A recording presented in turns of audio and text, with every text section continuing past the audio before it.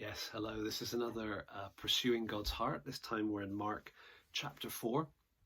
And this is one of those two sections in Mark's Gospel where we get an extended chunk of Jesus teaching. And the other one's Mark 13. So here in this one, we get the parable of the sower, followed by a couple of other, maybe three other parables after this. And it is interesting to notice what he's talking about here. It's familiar, right? The parable of the sower. The sower goes out to sow, and there are different types of ground that the seed lands on, different kind of receptions that the seed gets, and the reception determines the outcome. Okay, so when you get to the end of that in verse 9, he says, "He who has ears to hear, let him hear." Go down, scan down the page, and you get the explanation for the four soils. And we get this phrase repeated. Verse 14, when they hear. Verse 16, when they hear the word. Verse 18, those who hear the word. Verse 20, the ones who hear the word. And then you drop down to verse 23, and he again repeats that saying from verse 9. If anyone has ears to hear, let him hear.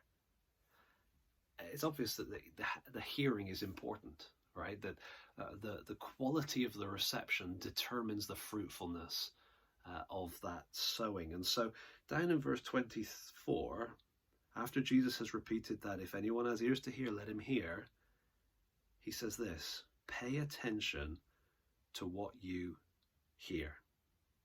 Pay attention to what you hear. And so here we are in lockdown when I'm recording this, and it's a unique opportunity for many of us to have extra time on our hands to be able to spend time hearing God's word. And whether you're actually listening to an app or kind of hearing yourself read it, I don't think that's important. What's important is the attitude of your heart and the receptivity of your heart as you are hearing it. Because what he says right after this, pay attention to what you hear, he says, with the measure you use, it will be measured to you. Still more will be added to you. And so I kind of ask myself, and maybe through this ask you, what measure are you using? Is your attitude towards God's word kind of an abundant, open, heap it on me, Lord, bring more, I want to know you? Or are you being a bit skimpy?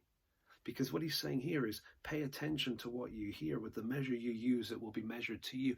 Let's be people who are abundant in our approach and in our receptivity to God's word, so that the blessing we receive and then the fruit that we can bear can also be abundant. There's the other side of that if you do not have, even what you have will be taken away. There's kind of a negative slide as well as a positive in this passage here.